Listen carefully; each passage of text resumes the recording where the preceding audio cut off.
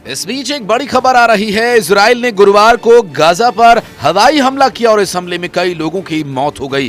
कई अन्य इसमें घायल भी हुए हैं। मृतकों और घायलों की संख्या में इजाफा दर्ज किया जा सकता है, क्योंकि बताया ये जा रहा है कि कई लोग मलबे के नीचे दबे हुए हैं, जिन्हें निकालने की प्रक्रिया जारी है। वहीं इन मृतकों में 5 पत्रकार भी हैं जो अल अवदा अस्पताल के कवरेज के लिए गए हुए थे, लेकिन इजराइल के इस हवाई हमले में अस्पताल के आसपास स्थित गाड़ियां भी इसकी चपेट में आ गईं, जिस वजह से वहां मौजूद पत्रकारों को भी अपनी जान गंवानी पड़ी। दरअसल स्थानीय मीडिया रिपोर्ट्स के मुताबिक यहां से सभी पत्रकार अल कुद्स और अल यूम टीवी चैनल के लिए काम करते थे और जो अस्पताल की कवरेज के लिए वहां पहुंचे हुए थे, लेकिन इस बीच हमला हो गया, जिसके जद में आकर सभी को अपनी जान गंवानी पड़ी। फलस्तीनी मीडिया रिपोर्ट के मुताबिक जिस गाड़ी पर हमला हुआ वो पत्रकारों की ही गाड़ी थी और उस गाड़ी से सभी पत्रकार रिपोर्टिंग कर रहे थे। फिलहाल इस हमले को लेकर इजराइल की तरफ से कोई बयानबाजी नहीं की गई है। तो क्या ये माना जाए कि ये गलती से हुआ हमला जो पत्रकारों की गाड़ी पर किया गया, क्योंकि पत्रकार अक्सर लंबे समय से युद्ध क्षेत्र में रिपोर्टिंग करते आए हैं, लेकिन उनकी गाड़ी को या पत्रकारों को कभी किसी के द्वारा निशाना नहीं बनाया गया। अब ऐसे में इजराइल से जुड़ी एक और बड़ी खबर जो बताई जा रही है, जिसमें इजराइल ने पहले ही 2 टूक कर दिया है कि गजा से सेना नहीं हटाएंगे चाहे जो भी हो। दरअसल इजरायली रक्षा मंत्री इजराइल काट्ज के मुताबिक बुधवार को उन्होंने कहा कि गजा में उनके सैनिक तैनात रहेंगे और फलस्तीनी क्षेत्र पर सुरक्षा नियंत्रण कायम रखेंगे। उनके बयान से इजराइल और हमास के बीच युद्ध विराम समझौते के लिए जारी वार्ता की सफलता संदिग्ध हो गई है और ऐसे में अब देखना यह होगा कि गजा मिस्र सीमा पर एक बफर जोन के दौरे पर आए काट्ज ने गजा में सुरक्षा नियंत्रण आईडीएफ के हाथों में रहेगा कहा।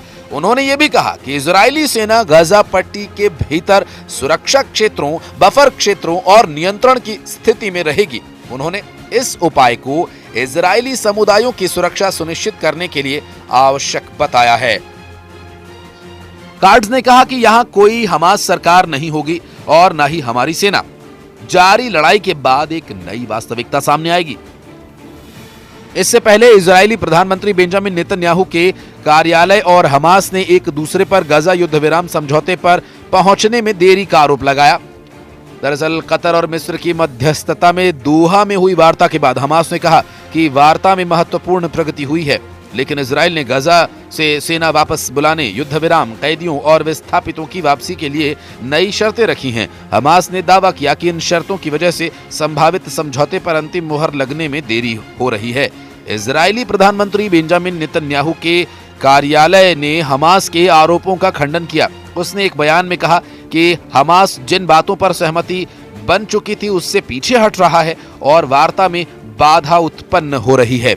इससे पहले इजराइल ने मंगलवार को एक सप्ताह की सार्थक चर्चा के बाद दोहा से अपने वार्ताकारों को वापस बुला लिया था। समाचार एजेंसी शिन्हुआ के मुताबिक इजराइल ने एक बयान में कहा था कि हमारे बंधकों की रिहाई के मुद्दे पर चर्चा जारी रखने के लिए इजराइल में आंतरिक विमर्श के लिए टीम के सदस्य वापस आ रहे हैं और इस टीम में मोसाद के वरिष्ठ अधिकारी, शिन बेत सुरक्षा एजेंसी और इजरायली डिफेंस फोर्सेस आईडीएफ के वरिष्ठ अधिकारी शामिल थे। पिछली असफल वार्ताओं में तटीय फलस्तीनी क्षेत्र से इजरायली सेना की वापसी और युद्ध विराम की अवधि महत्वपूर्ण बाधाएं रही हैं। हमास युद्ध को पूरी तरह से समाप्त करना चाहता है, जबकि इजराइल किसी भी प्रस्ताव से पहले गाजा पर हमास का नियंत्रण खत्म करने और युद्ध विराम के बाद भी फलस्तीनी क्षेत्र में सैन्य उपस्थिति बनाए रखने पर जोर देता है। इजरायली प्रधानमंत्री बेंजामिन नेतन्याहू ने सोमवार को बताया था कि हमास के साथ बंधकों की रिहाई के बदले युद्ध विराम समझौते पर पहुंचने के प्रयासों में प्रगति हुई है, लेकिन आगाह किया कि समझौता होने की समय सीमा अभी स्पष्ट नहीं है। स्पष्टता कैसे आएगी, इसके लिए भी लगातार अब इजराइल ने इस पर काम करना शुरू कर दिया है। बहरहाल इससे तो स्पष्ट है कि इजराइल अभी फिलहाल पीछे हटने वाला नहीं, जबकि इजराइल ने ईरान के हूथियों से निपटने के लिए भी अब तैयारी तेज कर दी है। वो क्या है ये भी आपको बताते हैं। दरअसल एरो 3 मिसाइल पर एक बड़ा दांव लगाया गया है और इसके लिए जो अभी परिस्थितियां बनती नजर आ रही हैं उससे साफ जाहिर है कि अमेरिका थार्ड और पैट्रियट से भी ये बेहतर मिसाइल साबित हो सकती है, क्योंकि दावा यही किया जा रहा है। बहरहाल अभी इस दावे की कितनी सच्चाई है ये तो आने वाले वक्त में जब मिसाइलों का इस्तेमाल होगा तो स्पष्ट हो ही जाएगा। और आपको हम बताएं तो इस पूरे मामले को लेकर इजराइल ने ईरान और हूथियों से निपटने के लिए तैयारी की है। इजराइल ने अपनी हवाई रक्षा प्रणाली को मजबूत करने के लिए बड़ा कदम उठाया और इजरायली रक्षा मंत्रालय ने अत्याधुनिक एरो 3 इंटरसेप्टर मिसाइल्स के उत्पादन को बढ़ाने के लिए इजराइल एरोस्पेस इंडस्ट्री यानी IAI के साथ बड़े सौदे की घोषणा की है। दरअसल ये डील अरबों शेकेल यानी जो इजरायली करेंसी है अरबों शेकेल की है और हालांकि इस सौदे की सटीक राशि का खुलासा नहीं किया गया। ये घोषणा जब की गई, इजराइल ने पिछले 14 महीनों से हूथियों के और ईरान के मिसाइली हमलों को रोकने के लिए एरो 3 प्रणाली का इस्तेमाल किया है।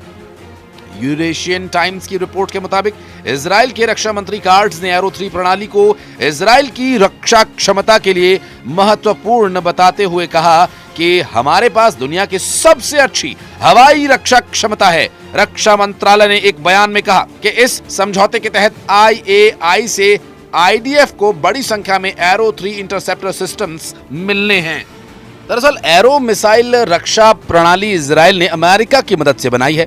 इसमें लंबी दूरी की बैलिस्टिक मिसाइल्स हमलों का मुकाबला करने के लिए एरो 2 और एरो 3 इंटरसेप्टर्स दोनों ही शामिल हैं। एरो 3 को हमास के साथ इजराइल के युद्ध की शुरुआत के बाद तैनात किया गया था। इसके बाद से ये प्रभावी साबित हुआ है। इजराइल अब पुराने पैट्रियट मिसाइल रक्षा प्रणालियों को अलविदा कहने की तैयारी कर रहा है और एरो सिस्टम ने वैश्विक निर्यात बाजार में भी जगह बनाई है। पिछले साल इजराइल ने जर्मनी के साथ 3.5 बिलियन अमेरिकी डॉलर की डील के तहत एरो 3 इंटरसेप्टर की आपूर्ति कर